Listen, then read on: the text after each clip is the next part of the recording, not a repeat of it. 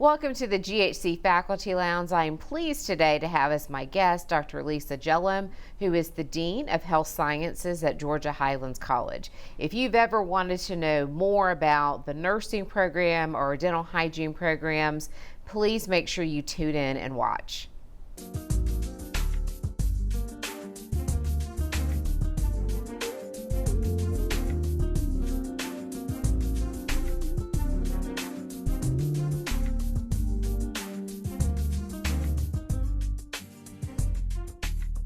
Welcome to the GHC Faculty Lounge. I'm your host, Travice Baldwin-Obas.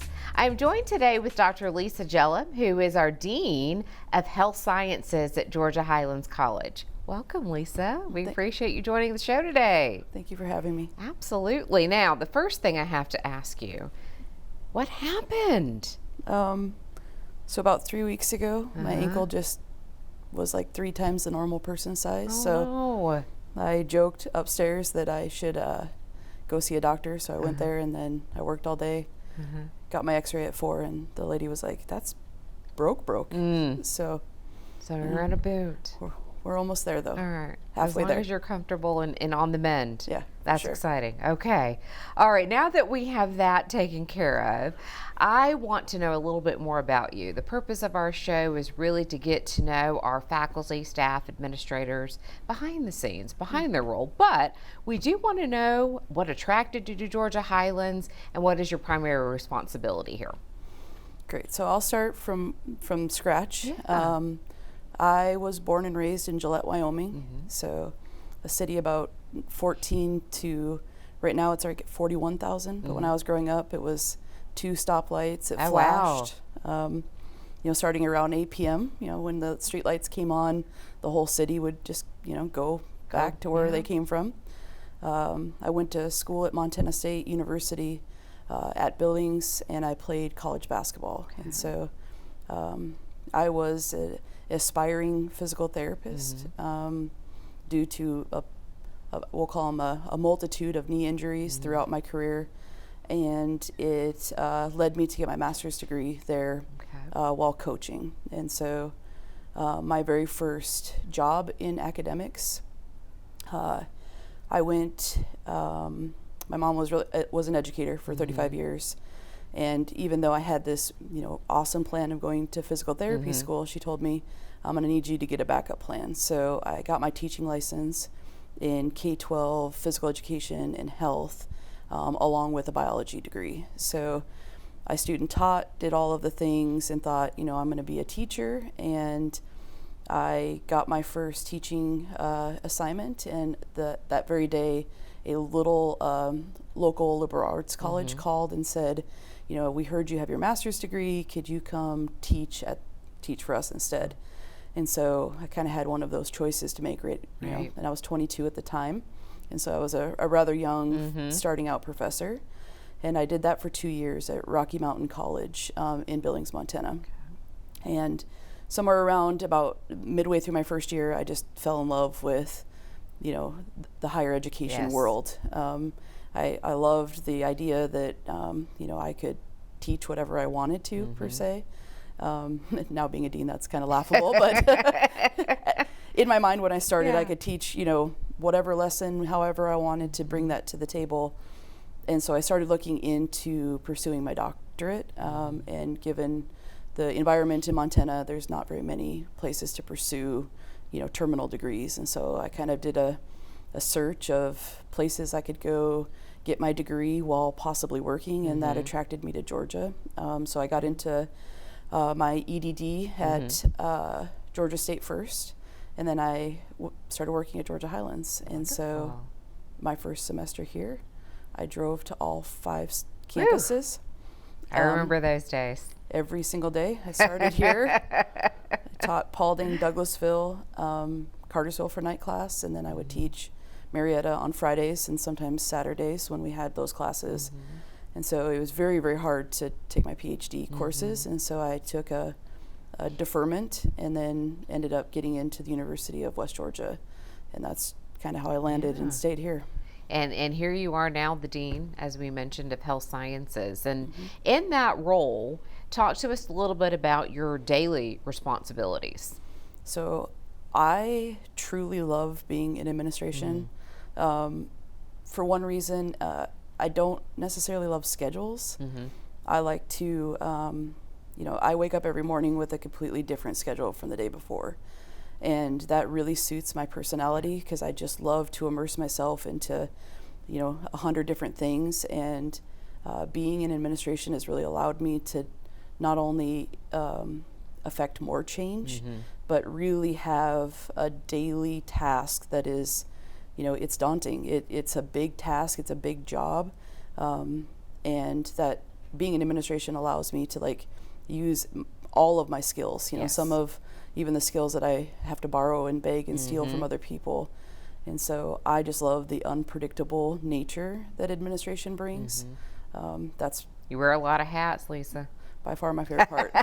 Lots of hats. And so when you arrived at Georgia Highlands, you mentioned, of course, you were still teaching, Yep. but that transition into leadership and the opportunities that has provided you has also led to a lot of opportunities happening within the School of Health Sciences. Can you tell us a little bit about what's going on within the school? Yeah, so this is my 15th year at Georgia Highlands. I actually was hired as an adjunct professor the year before I arrived in Georgia. So I met Catherine King, at the time was a coordinator, and we've gone through many renditions Yes, we have. of what we'll call the health sciences has looked like. And so when I first started, PE had just been absorbed into the natural sciences.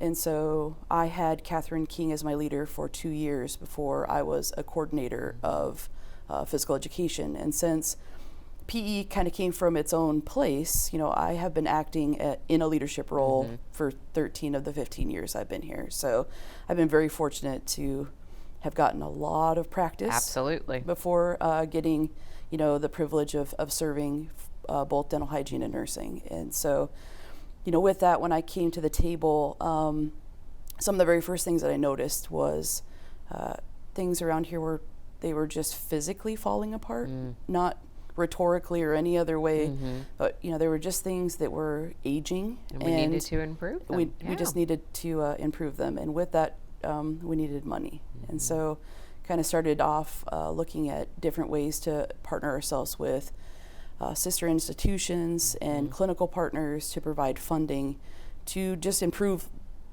the things that you were looking around the room going, I mean, that thing can't be normal, right? And we're training students, and that's important that they have the newest and the latest. Yep. And so we started off just getting some low scale grants. We spent the remainder of the WellStar grant to update all of our simulation equipment. And then we started really thinking bigger and better, and not just for the physical resources, because of course, that matters. It matters what our students are practicing on. It matters to recruit students. Students want to see that where they're learning looks like where they're going to be employed. Working, yes. And it doesn't take very long until our nurses and our dental hygienists are serving in nurse tech roles or uncertified, I would say unlicensed roles. And so they're in our hospitals. They get to see what their employment's going to eventually look like. And so I felt really compelled to start to fix the physical space. But then I realized, as much as you move into a big house, if you can't afford to live in the big house and furnish the inside, it's going to eventually cause a lot of stress. And we serve an access mission. I grew up in a not as affluent part of the world.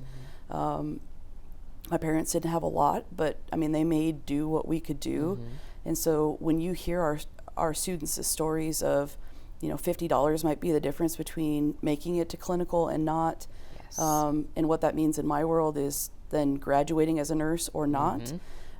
It starts to really get your creative juices going, because I can only do so much of the $50 under the table, or hey, could we just pull up to the gas tank next to one another and I'll fill up a little gas for you, to really trying to get creative on how we can affect true change, and not just for the students that were falling on hard times, but I think that when you start to look and get deeper into what the compilation of our health sciences degrees have had as far as socioeconomic status, race, sex. We've historically had a rather homogenous group of folks. And that was one of the things that stood out to me right away is when I look out in the service area, when I look out into Rome and I go to the hospital and I look at the patients that we're serving, it's a very diverse group of people. And for our students historically not to be representing those that we serve, to me felt very easy to say that it was income. It was monetarily driven. And so I posed that to a clinical partner and provided all of the statistics of who we serve, our high success rates, our nursing and dental hygiene programs, they speak for themselves. They're stellar. Everywhere you go, Georgia Highlands is often synonymous with the nursing and dental hygiene programs. I'm very lucky in that respect. I don't have to say a whole lot usually when I introduce myself as the dean of the School of Health Sciences.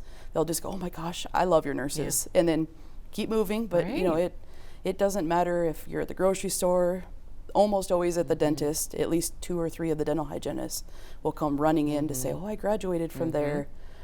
And so our clinical partner really heard us and said, there is some change to be made, and it starts with providing students with opportunities to have access to the education. Absolutely. And so we were very, very lucky to have Atrium Health Floyd really dive into it with us. Neither one of us had entered a partnership like this before. In fact, there aren't a lot of partnerships like this in the United States. And Atrium Health Floyd is giving every student in our program, the nursing program, their textbooks, their scrubs, a stethoscope at the end. That investment is big, and that's no strings attached. And that really was a blank slate when I started, these conversations with the hospital. And a lot of that came from my dissertation was written on the use of open education resources and the effect on student success metrics. And what our implementation of the OER in Physical Education 1010, we had a population of like 1,400 students, which is, if you know anything about research, it's a big population. And we really showed an effect for withdrawal and success, ABC grade distribution, specifically those that were historically underperforming. And so when you're talking non-traditional, non-white students, the effect was significant, at the right values. And so it led me to believe that maybe we can't get an OER in nursing, but if I can get somebody to pay for it, it's the same idea, right? Exactly. It's a little creative thinking there, but I'm super excited for our students not to have some of those burdensome costs. And then on top of that, there are availability for them to take scholarships that provide a job at the end, no question asked. And so right now you can go to school completely free as a nurse at Georgia Highlands, which when you're talking an investment to our future and an investment to our communities, it's huge. And what a way to retain students, recruit students. Like you said, it's invaluable, that particular element. We have so much more to talk about with Dr. Jellum here. Please come back after the break and hear more.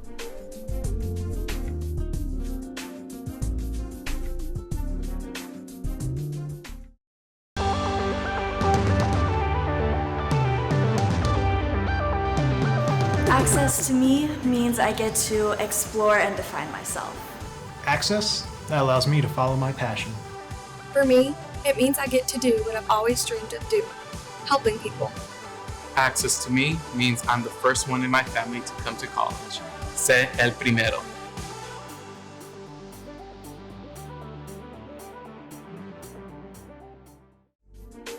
Welcome back to the GHC Faculty Lounge. I'm Travice Baldwin-Obas, back here with Dr. Lisa Jellum.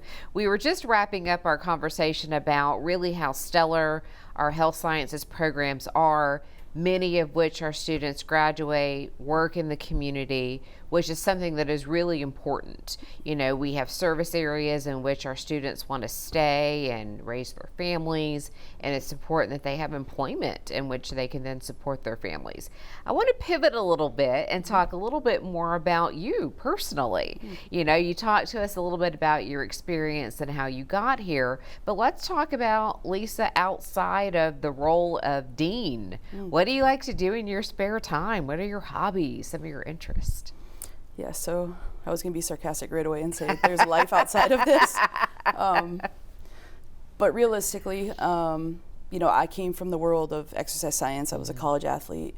And so I would be remiss to say that I still, you know, I exercise almost every day, kind of what's led to the boot debacle. And so I CrossFit. Okay. I hike and bike. I find any way I can to be outside. This last year, I've really taken to, I built a patio and a deck in our backyard. Very handy. Yeah, so I grew up as a general contractor's daughter, and so, you know, I also grew up in the generation where, you know, there wasn't a whole lot to do inside your house, and so my dad always just threw us outside and said, yeah, like, Find something to do and that's then- worthwhile. Yep, and then if you looked too bored, he would just go ahead and, you know, and have you do whatever it was that he was doing. And so I know I'm so grateful because, you know, I can do plumbing and drywall and I can build things and have, you know, city come and permit and be super pumped that my contractor did that. And I'm always like, well, I actually did that. But There we go. it's been cathartic. It's one of those things that I can come home at night and my neighbors laughed because, you know, the job is hard and there is a lot of time investment, but sometimes it's just the nights, you'll have events, a lot of events. And so I get home at 9 and I'd put my headlamp on and then I'd go out and paint or like use the caulk or, you know, do whatever. And my neighbors were like, if we didn't know any better, it kind of looked weird that it was pitch black in the backyard and there was a headlamp. But I'm sure that also allows you to decompress a little bit from, like you said, a very unpredictable yet predictable in some aspects job, but being able to decompress and still do something you obviously enjoy and are passionate about. One question I always like to ask my guests is if there was a book or maybe a movie done about you, what would it, give me a title or give me like 3 words to describe what the movie would be. So persistence. Okay. Persistence. Yeah, I would say, you know, I wasn't an overly gifted athlete.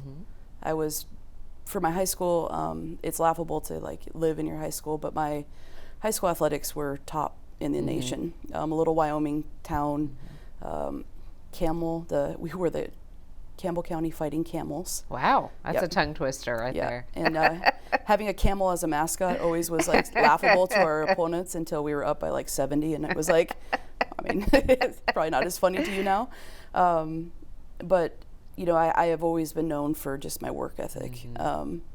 I wasn't overly gifted academically, and then over time, you know, my official transcripts would show that there was some improvement to be made from when I first started, and it's just always been in my nature to try really hard. But I like that. I mean, so you don't even necessarily need 3 words. Yeah. We could sum it up with persistence. I like that. Yeah. And then let me ask you this, you know, because persistence, if we kind of go on that theme, that seems like that would be something that is also necessary and needed to fulfill the role as dean. Yep.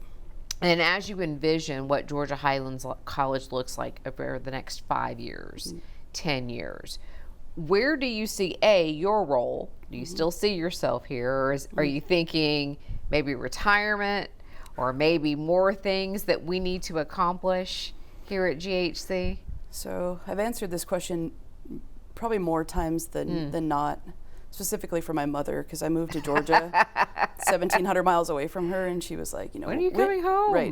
But like I said, there's no higher ed in Wyoming or Montana. You have to move. I would still be 6 car hours away from my mom in the state of Wyoming. So if that puts perspective on how big the states are over there. But no, I'm a true believer that I'm here every day to do my best and wake up tomorrow and do my best, and wherever that takes me, whether that's here or somewhere else. I think, I've always believed in, that prophecy that you would work hard and push the good into the world, and it would come back at you.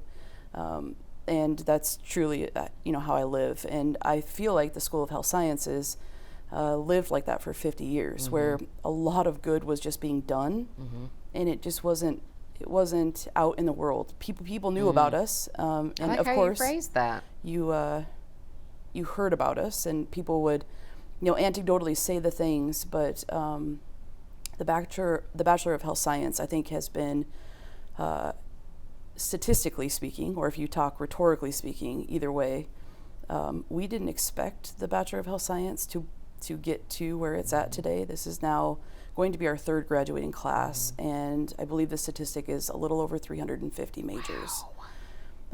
Which, in perspective, when we wrote that and projected the numbers, we thought 80 at this point would be great, would be knocking it out of the park.